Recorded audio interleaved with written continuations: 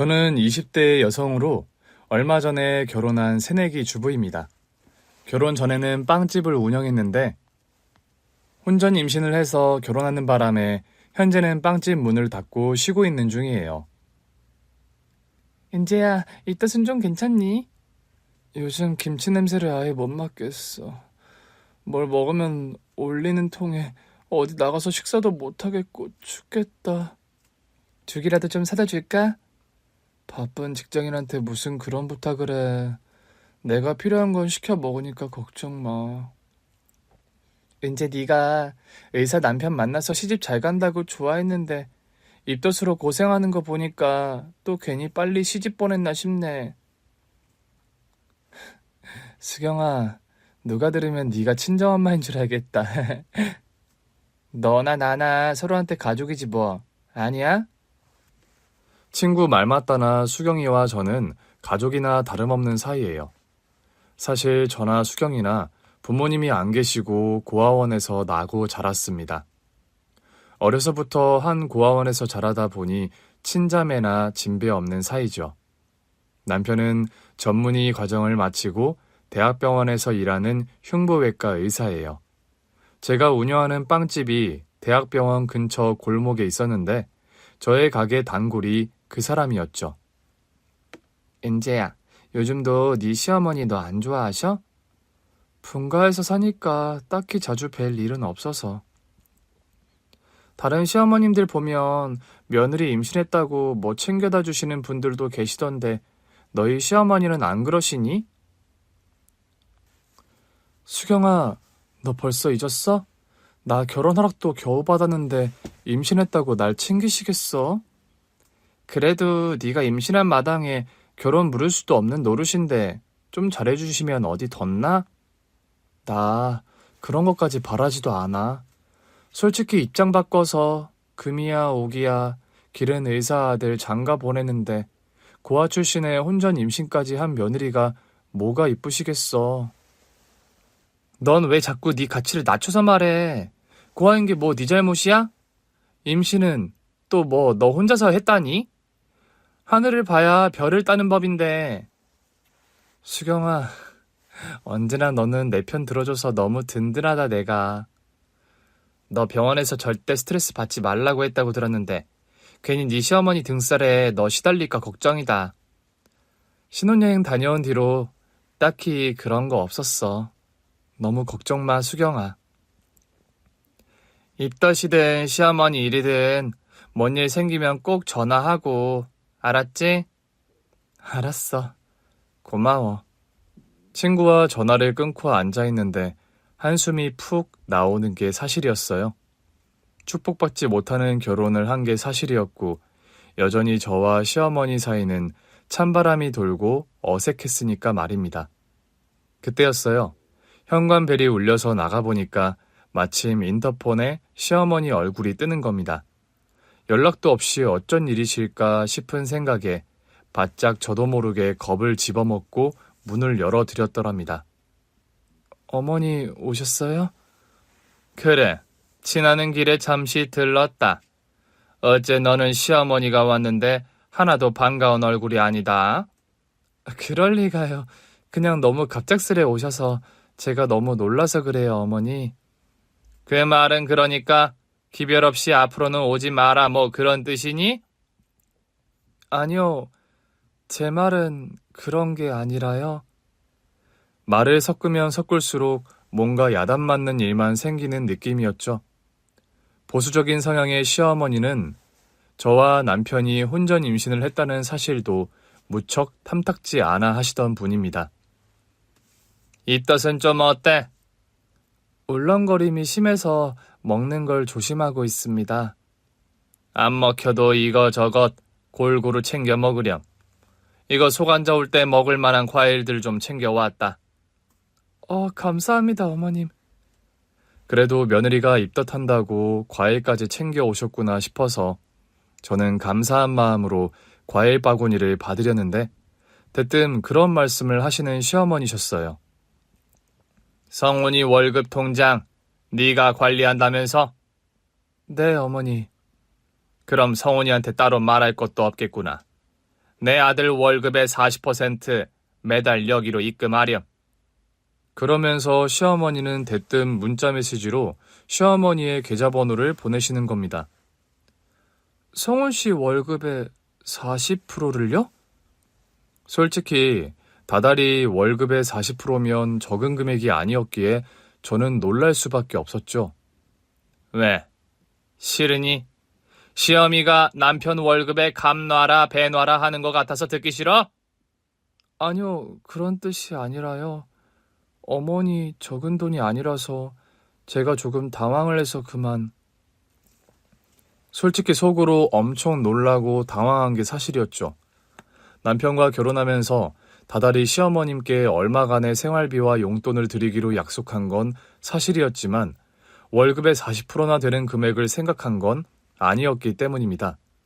저는 고아원 퇴소 후 20대의 대부분을 제대로 된 옷 한 벌 사입지 않으면서 악착같이 독하게 돈을 모아 조그만 빵집을 오픈한 자영업자였고 남편 역시 자문의 자격증을 취득한 지 얼마 안 된 새내기 의사였기에 저희 부부 경제 사정이 그리 넉넉하다 할 수 있는 형편은 아니었거든요. 그래도 시어머니께서 홀몸으로 얼마나 남편을 지극정성 힘들게 키우셨는지 알기에 저는 일체 불만 표시를 안 하기로 마음을 먹었더랍니다. 알겠습니다, 어머님. 말씀하신 통장으로 다달이 돈 붙일게요. 알았다. 임신 초기에 제일 조심해야 하는 법이니 쉬어라. 딱 용건만 말씀하시곤 자리를 떠나버리시는 시어머니셨어요. 그날 남편이 퇴근했고 저는 시어머니께서 전한 말씀을 그대로 전달했죠. 엄마가 내 월급의 40%를 보내달라 하셨다고? 아까 낮에 오셔서 그런 말씀하셨어. 그렇게 하겠다고 대답했고. 그래? 이해해줘서 고맙다, 은지야. 내가 아무래도 투잡을 뛰어서라도 돈을 더 벌어야겠네. 남편 역시 이런 방구 별 불만 표시도 없이 농담처럼 넘어가길래 저는 그 일을 더는 문제 삼지 않았습니다. 그 얘기를 들은 친구 수경이는 당연히 펄쩍 뛰었고요. 뭐? 네 남편 월급의 40%를 다달이 보내달라 하셨다고? 엊그제 와서 그런 말씀 하시더라. 너한테 의견을 묻는 것처럼 말씀하셨니?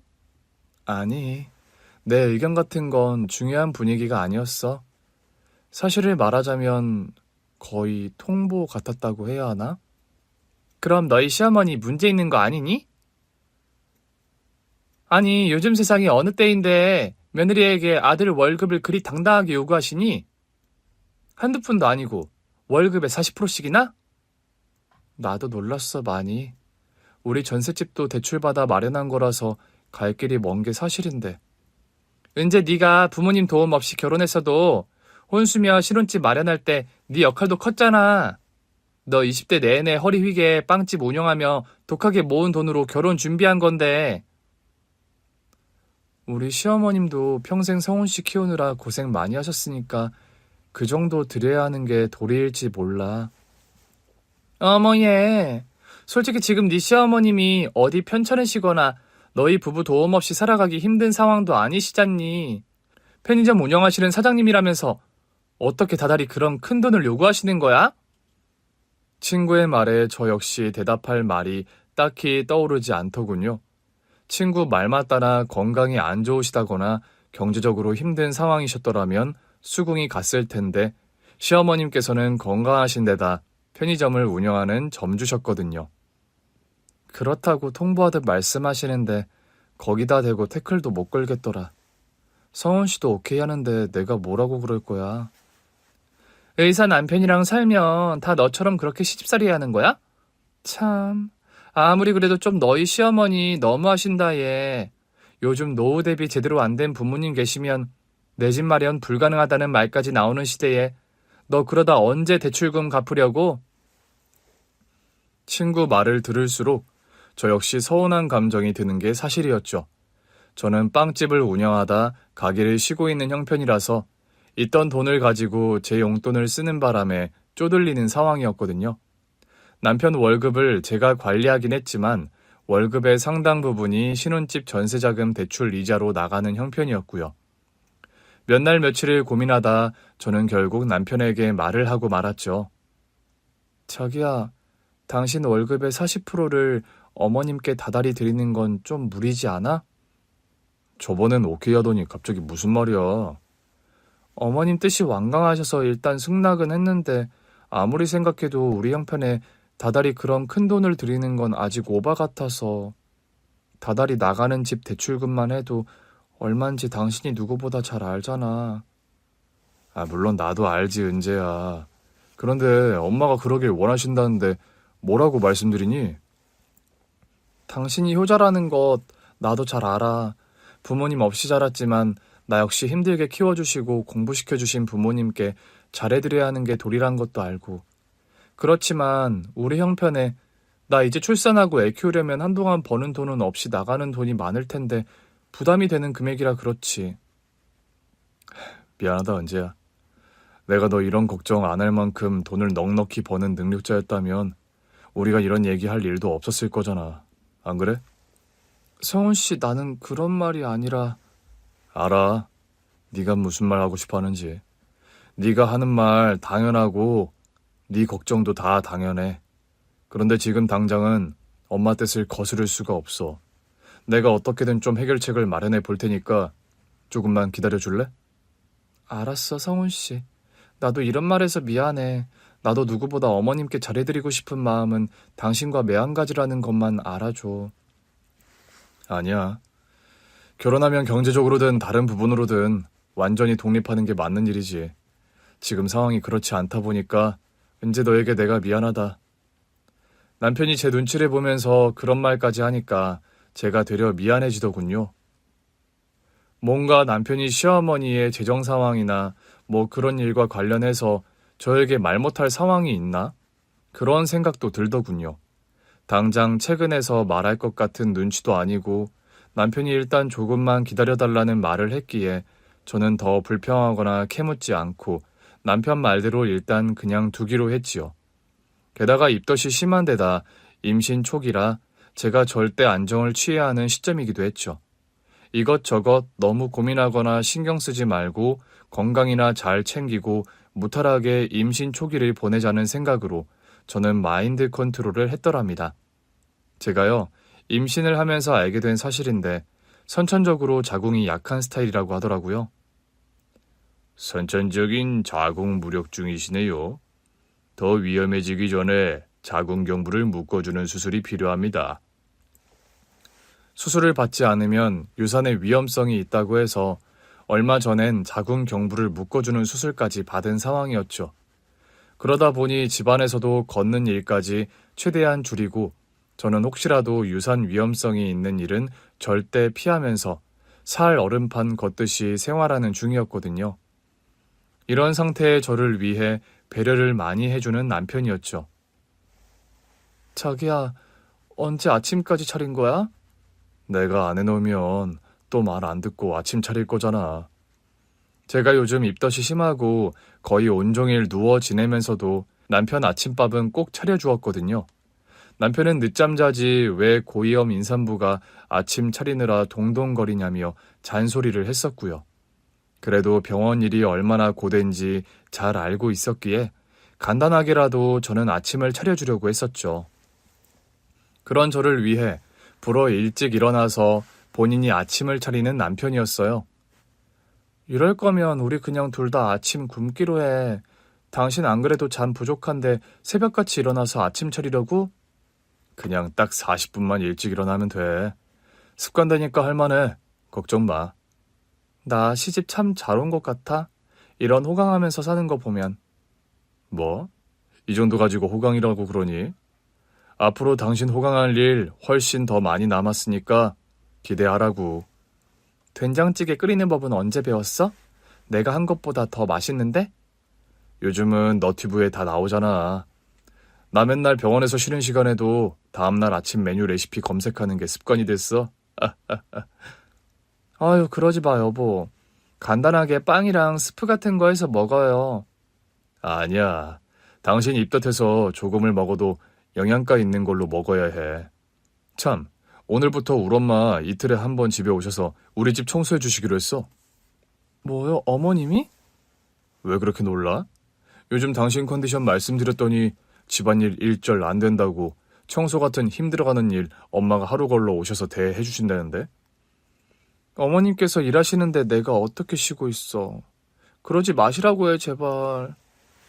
저는 상상만 해도 너무 불편하고 게다가 죄송해서 제발 관두시게 하라고 남편에게 부탁하다시피 했더랍니다. 자기야, 당신도 우리 엄마를 너무 무서워하지만 말고 좀 가까워질 생각을 해보는 게 어때? 우리 엄마 성격 칼칼하고 엄한 면이 있는 것도 사실이지만 그래도 요즘 누구보다 당신 건강 걱정하시는 분인데. 어머님 편의점 일로도 바쁘신데 우리 집 살림까지 부탁드리는 거 죄송해서 그러지. 우리 그럴 거면 차라리 시간당 부르는 도우미 아주머니를 부르자. 돈 없어도 차라리 그 편이 마음 편하겠어, 자기야. 나도 엄마한테 죄송해서 그 말씀 드렸는데 돈 아껴서 모을 생각 안 하고 그런데 돈을 쓰려 하냐고 야단 맞았어. 엄마가 두 다리 멀쩡하고 아픈 데 없는 본인이 있는데 왜 청소하는데 사람을 써서 돈을 쓰냐고. 어머님도 참. 제 건강 상태를 걱정해서 청소와 살림을 도와주신다는 시어머님이셨죠. 사실 병원에서 극도로 몸을 아끼고 조심하라는 얘기를 들은 걸 사실이었습니다. 자궁 무력증이란 게 한 번이라도 유산을 하게 되면 습관성이 되기 쉽고 제 상황이 조금만 방심하면 유산 가능성이 높은 일촉즉발의 상황이었거든요. 저는 그래서 차라리 집안을 어지럽혀 두더라도 임신이 안정기에 접어들 때까지 깔끔하게 사는 걸 어느 정도 마음속으로 포기한 상태였어요. 청소며 살림을 도와주신다는 시어머니 말씀이 감사하긴 했지만 평소 어색한 사이와 저를 며느리로 탐탁지 않게 여기시는 마음을 알았기에 영 가시방석에 앉은 기분이 들더라고요. 요즘 몸은 좀 어떠니? 집에서 조심하고 지내니까 아직까지는 괜찮아요. 사람 하나 만들어 세상 밖으로 내보내는 게 쉬운 일이 아니다. 욕실이랑 싱크대 청소부터 좀 해야겠구나. 죄송해요, 어머니. 그런 말 말아라. 청소도구 어디 보관해뒀니? 시어머니께서 몸소 욕실이며 싱크대, 냉장고 청소까지 말끔하게 해주시더니 제가 먹을 저녁 식사와 밑반찬까지 마련해두고 돌아가시는 겁니다. 어머니, 식사라도 하고 가세요. 좀 있으면 성훈 씨 들어올 시간 다 됐는데요. 저녁은 둘이서 먹으렴. 나는 또 편의점 나가봐야 할 시간이다. 시어머니께 너무 죄송하고 감사한 마음이 들더군요. 제 임신기간 내내 하루 걸러 저희 집에 들러서 청소며 밑반찬 등을 계속해서 만들어주신 시어머니셨어요. 시어머니 덕분에 저는 무탈하게 임신기간을 마치고 건강한 남자아이를 순산하게 되었죠. 그리고 산후조리원 생활이 끝나고 집에 돌아왔는데 생각지도 못한 일이 발생했습니다. 그날은 주말이라 남편도 집에 있고 시어머니께서도 손주가 보고 싶다고 오셔서 온 식구가 집에 있었어요. 저는 아기에게 모유 수유를 한참 하고 있었는데 현관벨이 울리는 겁니다. 올 사람도 없는데 누구지?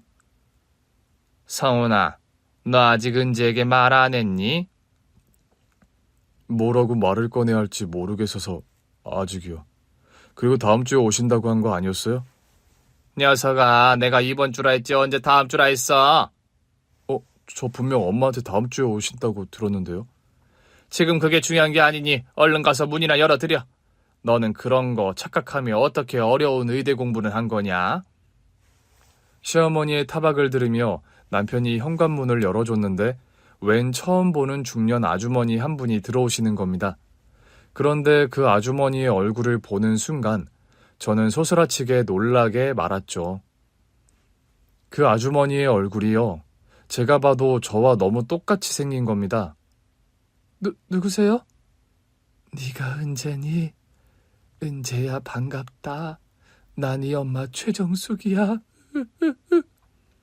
그런 말을 하면서 오열을 터뜨리는 아주머니였어요. 저는 너무 갑작스러운 상황에 내가 꿈을 꾸고 있는 건가 그런 생각이 들 정도였죠. 말을 너에게 전한다는 게 자꾸 타이밍을 놓쳤구나. 그리고 미국서 병원 일정이 계속 변동이 생기는 바람에 너희 어머니께서 일 다 마치고 나면 너에게 전하라고 하셔서. 어머니라뇨? 은재야, 인사드려. 이분이 네 친어머니시란다. 저희 엄마가 살아계셨다고요? 은재야, 미안하다. 엄마가 사실은 얼마 전까지만 해도 두 다리를 못 쓰는 장애인이었다. 그런데 네 시어머니께서 우연히 날 보시고 은재 네 친엄마인 걸 알아보셨어. 그리고 집 한 채 값을 들여서 엄마 다리를 낫게 해주셨어. 저는 대체 이게 무슨 영문인지 알아먹을 수가 없더라고요. 어머니, 여보, 이게 다 어떻게 된 일이에요? 미안해, 자기야. 미리 말하려고 했는데 어머니 수술 결과가 처음부터 낙관하기 힘든 상태였어서 처음부터 말 못했어. 처음부터 모든 과정을 너에게 오픈하는 게 어떻겠냐고 서원이가 그랬는데 내가 말렸다. 너 알다시피 임신 기간 동안 절대 안정 취하라고 병원에서 신신당부한 상황인데 네가 이러저러한 일로 스트레스 받고 신경 쓰는 일을 만들고 싶지 않아서. 어머니, 그럼 저희 엄마를 찾으신 거란 말이세요? 아니, 대체 어떻게요? 저도 저희 엄마는 돌아가신 분으로 알고 여태 살아왔는데. 지금부터 지난 이야기들 너에게 다 천천히 털어놓으마. 시어머니께 듣게 된 사연은 참으로 놀랍고 기막힌 것이었어요. 저희 시어머니께서요, 사실 10년 넘게 장애인 시설에서 정기적으로 봉사활동을 하고 계십니다. 편의점을 운영하시는 관계로 자주는 못 가지만 한 달에 한두 번은 꼭 복지관에 가서 봉사활동을 이어오고 계셨던 거죠. 너희 엄마를 처음 뵌 날도 봉사활동을 간 날이었어. 그날은 복지관에서 김장을 하는 날이라 나름 단단히 준비를 하고 갔었는데 시어머님께서는 그날도 다른 날과 다름없이 복지관에 봉사를 가신 거였죠. 김장 봉사를 하는 날이라 배추를 절이고 절인 배추를 꺼내 씻고 양념에 버무리는 작업을 한참 하는데 옆에서 휠체어를 타고 열심히 김장을 돕는 한 아주머니가 눈에 보이더랍니다. 저분은 다리도 불편하신 것 같은데 열심히 하시네요. 아, 최말숙 씨요. 하반신 마비 장애가 있어서 늘 휠체어 아니면 거동이 힘드신데 굳은 일 마다 않고 복지관 일에 늘 열심히시죠. 그런데 저분 얼굴이... 휠체어를 타고 김장을 돕는 그 아주머니가 처음엔 좋게 보여서 쳐다봤는데 가까이서 얼굴을 확인한 시어머니는 기함을 할 정도로 놀라시고 말았답니다. 왜냐하면 그 아주머니 얼굴이 제 얼굴과 붕어빵처럼 너무나 똑같았기 때문이죠. 시어머니는 한달음에 김치를 버무리던 고무장갑을 팽개친 채 그 아주머니에게 달려갔죠. 혹시 성함이... 저요, 저 최말숙이라고 합니다. 저기요, 이런 말 좀 이상하게 들릴 줄은 아는데 혹시 딸이 있으세요? 저요? 아니, 왜 갑자기 그런 질문을 하시는 거죠? 그런 말을 하는 아주머니. 아니, 엄마의 눈빛이 심하게 흔들리는 걸 시어머니는 보셨대요. 시어머니께서는 당장 휴대폰에서 제 사진을 꺼내 보여주셨다고 합니다. 엄마 역시 제 사진을 보고 기함할 정도로 놀라시더래요. 얼마 전에 저희 아들이 장가를 갔는데 우리 며느리 얼굴이 아주머니와 너무 똑 닮아서요. 제가 봐도 저와 정말 똑같이 생겼군요. 혹시 며느님 이름이 은재, 서은재 아닌가요? 어머나 세상에, 이름을 아는 거 보니 정말로 그쪽이... 제가 실은 28년 전에 제 딸아이를 고아원에 맡겼어요. 우리 딸이 뱃속에 있을 때 아이 아빠가 명을 달리하는 바람에요. 세상에, 아니 어떻게 이런 일이 있을 수가 있죠. 살다 내 이런 기막힌 우연은 정말 처음이네요. 시어머니 역시 믿기지 않는 현실에 입이 다물어지지 않으셨답니다. 정신을 차린 시어머니께서는 당장 저와 엄마의 유전자 검사부터 의뢰하셨답니다. 모든 정황이 저희 친엄마임이 분명했지만 그래도 사실관계를 확실히 하는 게 좋다는 판단에서였죠. 며칠 후 검사 결과가 나왔고 그분이 제 친엄마임이 밝혀졌고요. 저희 며느리 친어머니가 맞으시네요. 우리 은재가 사장님 며느리라고요? 네, 얼마 전에 결혼식 올렸고 지금 임신 중이에요. 우리 은재 어디 있나요, 지금? 제가 이런 말할 자격은 안 됩니다만.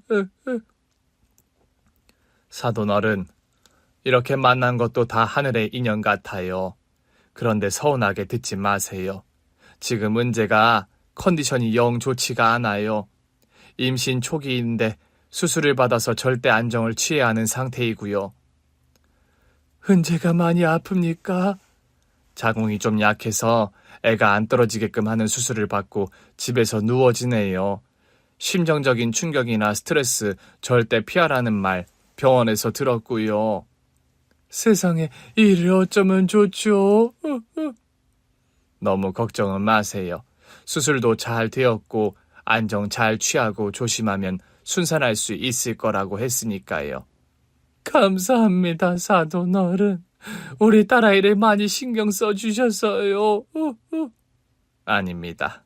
제가 혼자 힘들게 키운 아들 욕심에 저 솔직히 말씀드리자면 아이들 결혼 쌍수 들고 환영한 입장은 아니에요. 시어머니께서는 결혼 초기에 결혼을 반대했던 일들을 저희 엄마에게 솔직하게 털어놓으셨다고 합니다. 그렇다고 제가 지금까지 은재를 며느리로 인정 안 한다 그런 말은 절대 아니니 오해 마세요. 여러 가지로 부족한 저희 딸을 며느리로 받아주셔서 제가 되려 감사하지요. 제가 애미라고 이런 말씀 드릴 자격도 없는 사람이긴 합니다만. 아니에요. 사정 들어보니 어쩔 수 없는 사정이셨는데요. 제가 은재 낳았을 때 어떻게든 제가 키워보려 했습니다만 기초수급자 지체장애인 엄마가 아이를 혼자 키우는 건 절대 무리라고 하도 주변에서 성화를 부려서 그만. 반지하 방에 살더라도 우리 은재를 제가 거둘 걸 하는 우애를 많이 했습니다. 여기 복지사 선생님께 들어서 다 알고 있어요. 그때 사부인께서는 형편도 힘드셨지만 또 몸에 종양이 생겨서 위험한 수술을 앞두고 있었다면서요. 그때는 어찌된 건지 제 살라를 장담하지 못한다는 말까지 병원에서 들어서 은재를 고아원에 맡길 수밖에 없었어요. 갓난이 핏덩이를 떼어놔야 하는 심정이 오죽하셨겠어요. 그렇게 저희 친엄마를 만나게 된 시어머니셨던 겁니다. 시어머니는 당장 저희 친엄마 존재를 남편에게 말했다고 합니다. 그리고 남편에게 그런 부탁을 하셨대요. 성훈아, 은재 어머니 이렇게 만나게 된 것도 하늘의 인연 같다. 이왕 이렇게 된 거 은재 만나실 때까지 우리가 다른 준비를 또 해보는 건 어떠니? 다른 준비라뇨? 내가 알아보니까 미국 유명한 병원에 은재 어머니 같은 분들 다리 수술로 유명한 명의가 있다던데. 엄마 그런 건 언제 다 알아보셨어요? 네 장모가 있는 복지관에 사회복지사와 이런저런 얘기 나누다가 알게 된 사실이다. 미국에 이런 신경마비로 다리를 못 쓰는 환자들 수술을 아주 귀신같이 잘하는 병원이 있다고 말이다. 단점이라면 수술비가 아주 비싸다라는 거라더라. 그래서 은재 어머니도 여태 수술받지 못하신 거고. 병원비랑 수술비 정보 좀 알아볼까요? 그래, 우리 선에서 할 수 있는 최선을 다해보자꾸나. 남편과 시어머니가요, 저희 엄마 다리 수술해 주신다고 그렇게 사방팔방 돌아다니며 정보를 얻고 막대한 수술비를 마련하기 위해서 둘이서 동분서주했던 겁니다. 어머님, 그럼 다달이 이 사람 월급에서 40% 달라고 하셨던 게 저희 엄마 다리 수술 비용 때문에 그러신 거였어요? 그래, 이제 와서 얘기지만 그렇게 안 하면 어디 우리 형편의 그 수술비며 병원비를 감당하기 힘들었어. 여보, 어머니께서 그간 모으신 적금 통장 다 헐고 대출도 받을 수 있는 최대치를 받아서 장모님 수술비 마련하셨어. 내가 한 건 당신이 아는 그게 전부야. 내 월급의 40%를 드린 거. 어머님, 저는 그런 것도 모르고 여태. 사부인, 박서방, 평생 저는 은재 위해서 엄마 노릇 하나 해주진 못했는데 이런 저를 위해 그런 배려를 해주셔서 드릴 말씀이 없어요. 감사하고 죄송합니다. 어머님, 어떻게 제게 한마디 말씀도 없이 이러실 수가 있으세요? 감사합니다, 감사합니다, 어머님. 그동안 괜히 서운했지? 네가 말은 안 해도 네 심정 나도 다 짐작은 갔다. 그래도 이제 모든 상황이 밝혀졌으니 묵혀뒀던 오해나 앙금은 서로 다 없던 일로 하자꾸나. 그런 말을 하시면서 저를 따뜻하게 안아주시는 시어머님이셨습니다.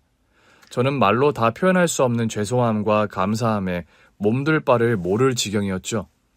저에게 있어서 그날은 정말이지 꿈만 같은 하루였어요. 저는 고아원에서 자라는 동안 저에게 친어머니가 안 계시다고 생각하고 살아왔습니다. 물론 세상천지 엄마 아빠가 없는 사람은 아무도 없겠죠. 그렇지만 저는 고아원에 맡겨질 때부터 부모님에 관한 어떤 소식이나 흔적 같은 것이 아예 없었기에 저는 그냥 천의 고아 팔자인가 보다 하고 포기하고 살아왔던 게 사실입니다. 엄마에게서 듣게 된 과거의 사연 또한 가슴이 무척 아픈 것이더군요. 은재야, 이제 와서 이런 얘기 변명처럼밖에 안 들리겠지만 네가 궁금해하고 또 알고 싶어하니 말할게. 엄마, 저 엄마 원망하고 타박하려는 말을 하려는 게 아니니 다 솔직하게 말씀해 주세요. 그래, 그렇게 하마. 이런 얘기를 이제 와서 털어놓는다고 너에게 엄마 노릇 못한 과거가 용서되지는 않겠지만 말이야. 저희 엄마는요, 사실 날 때부터 장애인은 아니셨다고 합니다. 엄마는 5살 무렵 부모님께서 한날 한시에 교통사고로 돌아가시는 바람에 고아원에 맡겨졌다고 합니다. 그런데 초등학교를 졸업하던 무렵 수학여행을 떠난 곳에서 불의의 사고를 당한 엄마셨대요. 숙소에서 친구들과 장난을 치다가 창문에서 떨어지는 바람에 엄마는 영영 걸을 수 없는 처지가 되어버리신 거죠. 고아인데다 하반신 마비라는 상황이 어린 마음에도 감당하기 힘든 장애가 되더구나. 하루하루 버티듯 살아가던 나에게 유일한 위안이 되어준 사람이 너희 친아빠였어. 저희 아빠는 고아원에 봉사를 오는 대학생이었다고 해요. 엄마가 중학교 3학년 되던 해에 처음 고아원 봉사를 온 대학생 오빠가 저희 아빠셨던 겁니다. 말수가, 너는 왜 애들이랑 안 놀고 맨날 교실에만 틀어박혀 있니? 같이 뛰어놀지도 못하고 그냥 다 짜증나서요. 혼자 있는 게 제일 마음 편하기도 하고. 너 원래 누구랑 말하는 거 싫어하니? 네, 싫어해요. 솔직히 오빠도 귀찮으니까 저리 좀 비켜주실래요? 고슴도치처럼 뾰족하게 구는 엄마였지만 아빠는 그런 엄마의 성격을 받아주면서 봉사를 올 때마다 먼저 스스럼 없이 다가가 주셨다고 합니다. 원장 선생님께 들으니까 말숙이 너 초콜릿 만드는 거 좋아한다면서? 이거 초콜릿 만들 때 쓰는 틀이야. 이걸 왜 저한테 주세요? 너 좋아하는 일 하면서 좀 웃으면서 지내라고. 왜? 주면 안 돼? 나한테 왜 잘해주세요? 잘해주고 싶은데 뭐 꼭 이유가 있어야 되니? 저번에 보니까 너 웃을 때 참 이쁘더라. 너 웃는 모습 보고 싶어서 그래. 별뜻 없어. 감사해요, 선물. 다음에 만났을 때 나한테 초콜릿 만들어서 몇 개 주면 고맙겠다. 저희 아빠는 당시 호텔 조리학과에 다니는 요리사 지망생 대학생이었다고 합니다.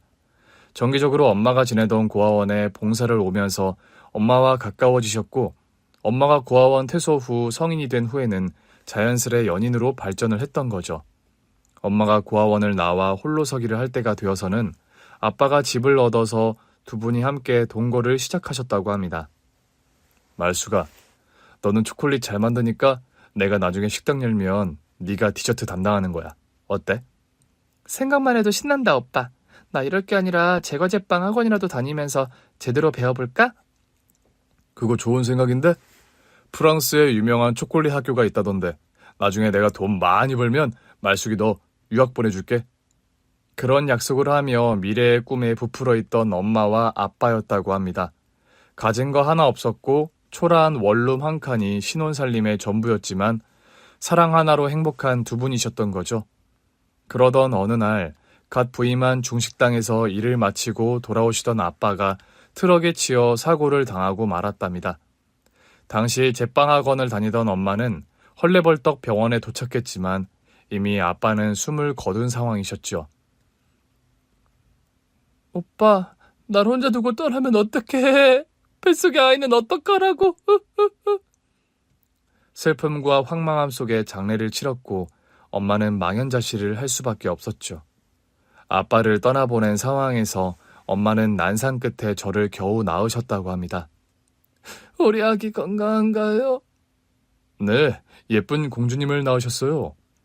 엄마 혼자서 아이를 키울 형편이 아니라는 주변의 만류에도 엄마는 저를 어떻게든 키워보려고 안간 힘을 쓰셨다죠.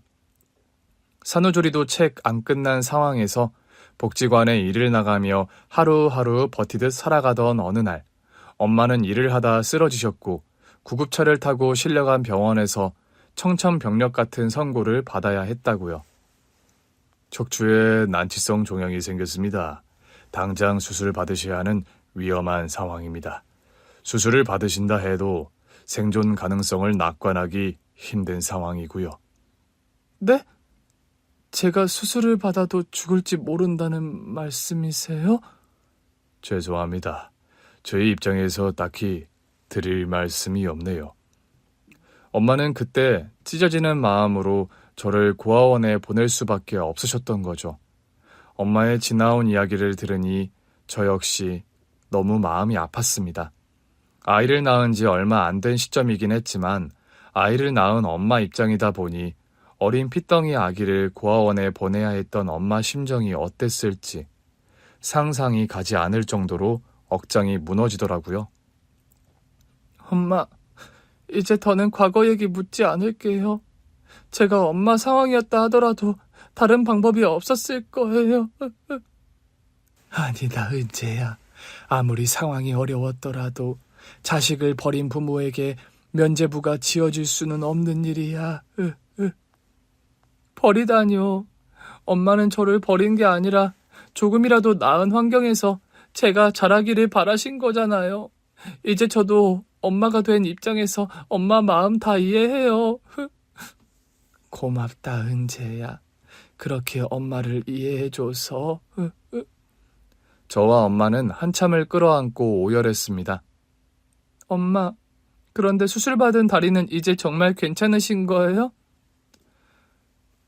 너희 시어머니와 남편이 수소문 끝에 미국서도 유명하다는 명의가 있는 병원에 나를 데려갔다.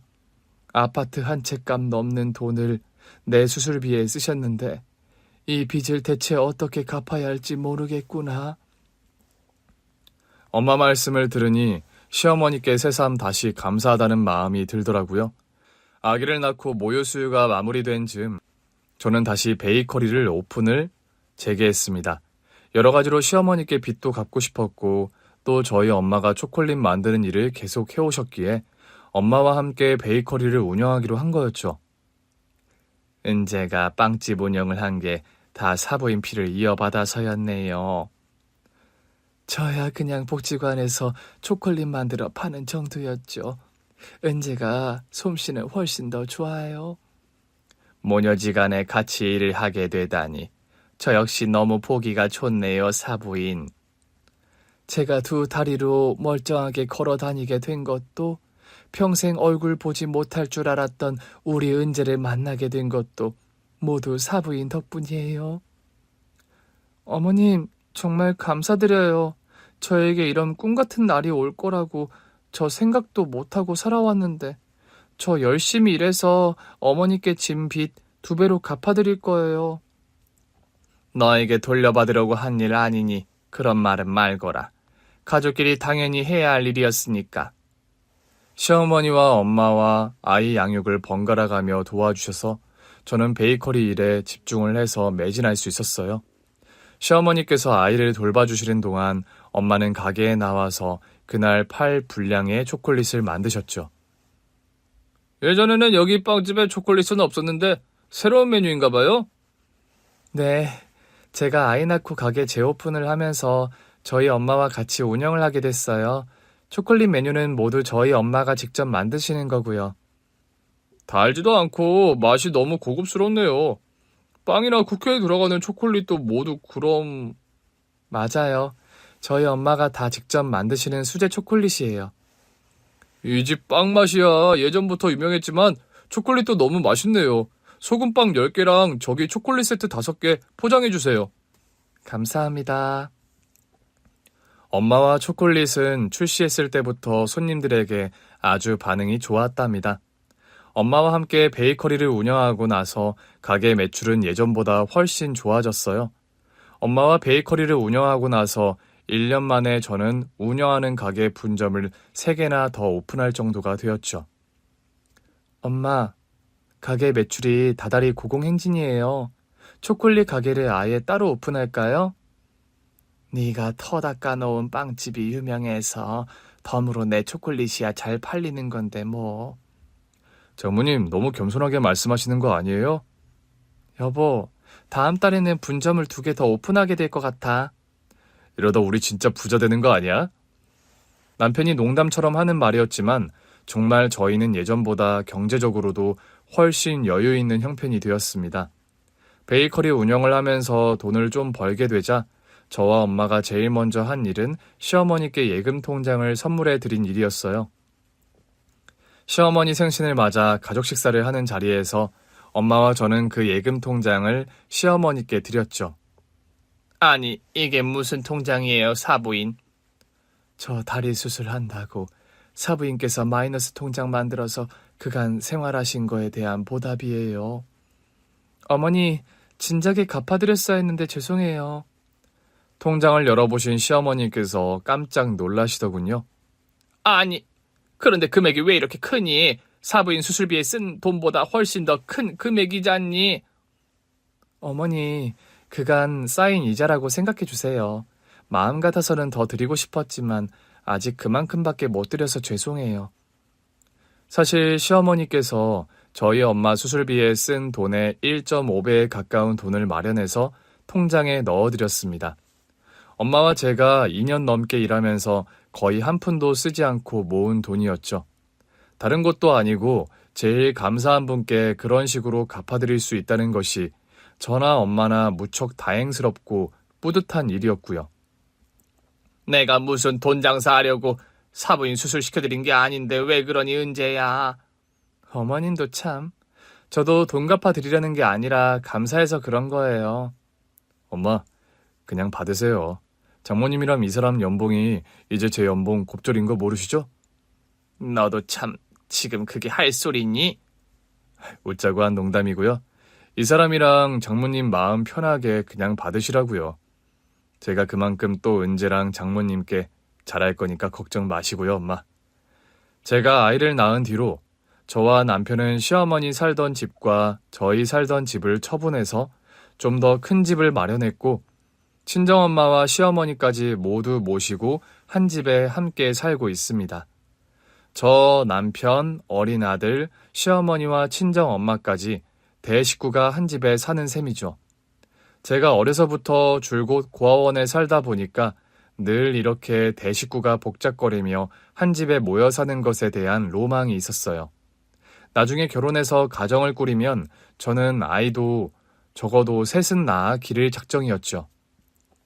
그런데 기적처럼 엄마와 재회하고 시어머님까지 모시고 대가족을 이뤄서 한 집에 사는 일상이 꿈만 같은 저입니다. 저와 엄마가 운영하는 초콜릿 베이커리가 분점 10호점을 달성했을 무렵 저는 엄마를 위한 작은 선물을 마련했어요. 엄마, 예전에 아빠랑 했던 그 약속이요. 무슨 약속 말이니? 아빠가 결혼해서 돈 많이 버시면 엄마 프랑스 초콜릿 학교 유학 보내주신다고 했다면서요? 그 말을 여태 기억했구나. 너희 아빠 살아생전 그런 약속을 하긴 했었지. 엄마, 그 약속 제가 지켜드리고 싶은데 어떠세요?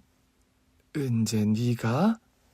저 베이커리 사업 이만큼 키울 수 있었던 거 다 엄마가 계셔서 가능했어요. 분점도 10호점까지 나왔는데 엄마도 재충전 필요하신 것 같기도 하고 더 늦기 전에 아빠가 하셨다는 약속 제가 대신 지켜드리고 싶어서요. 네 마음은 기특하다만 엄마가 이 나이에 가능할까? 엄마도 참 요즘 100세 시대인 거 모르세요? 회사 다니다 40, 50대에 다들 다시 대학도 가고 하는 시대인걸요? 엄마는 한동안 좀 고민을 하시다 결국 유학을 떠나기로 결정하셨어요. 국내에서 필요한 시험을 준비하셨고 당당히 프랑스 유학길에 오르게 된 엄마셨죠. 엄마가 유학을 떠나시기 전 엄마 손을 잡고 아빠가 쉬고 계신 납골당에 다녀왔습니다. 여보, 저랑 은재 왔어요. 엄마는 손수 만드신 화이트 초콜릿을 아빠 납골당 안에 넣어드렸습니다. 네 아빠가 살아생전 엄마가 만든 이 화이트 초콜릿을 참 좋아하셨단다. 아빠, 엄마 다음 주에 프랑스 유학 떠나세요. 아빠랑 약속하셨던 초콜릿 디저트 전문학교에 엄마가 합격하셨거든요.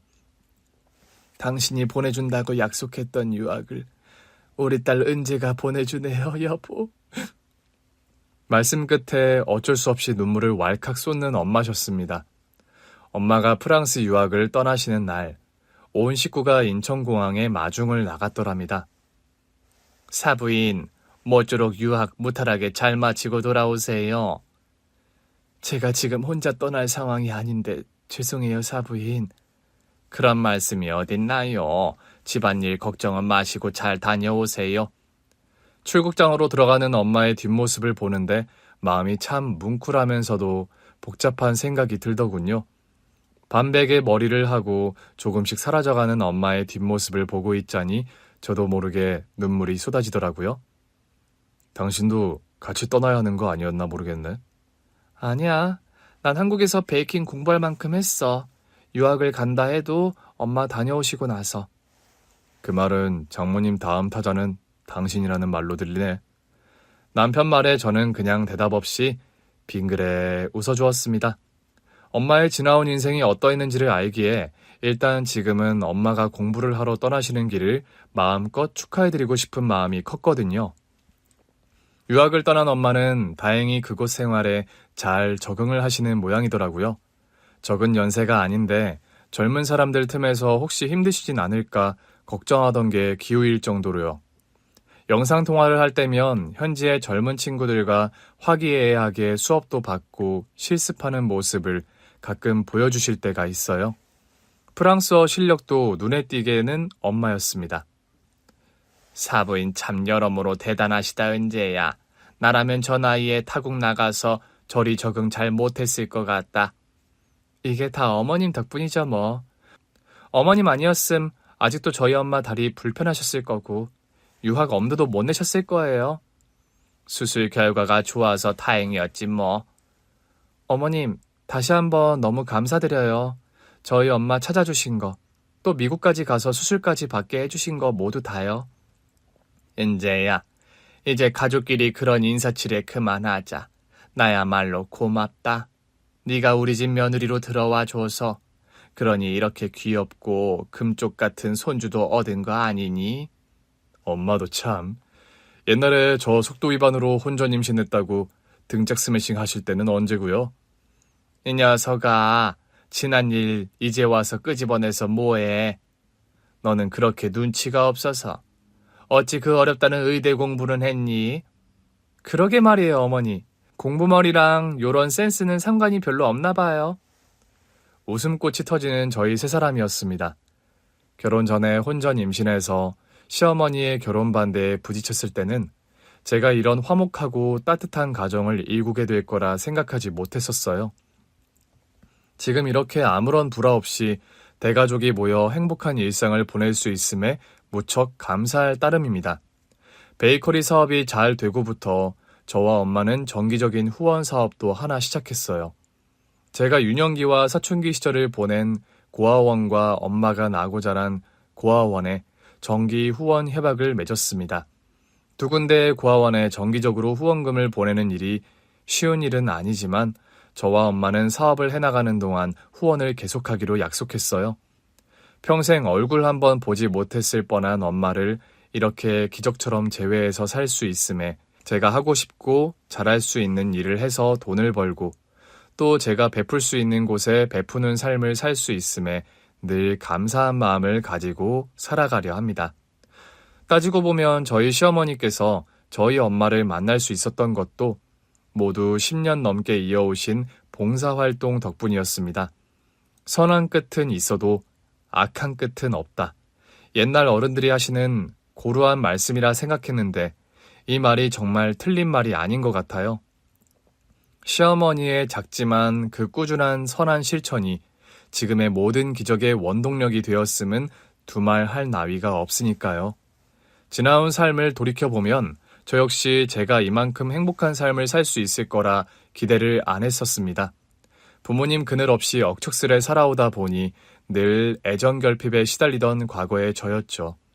그래도 포기하지 않고 제가 할 수 있는 일에 최선을 다하면서 내일은 오늘보다 조금은 나으리란 희망을 놓지 않고 살아왔던 것이 지금 삶의 원동력이 되었던 것 같아요.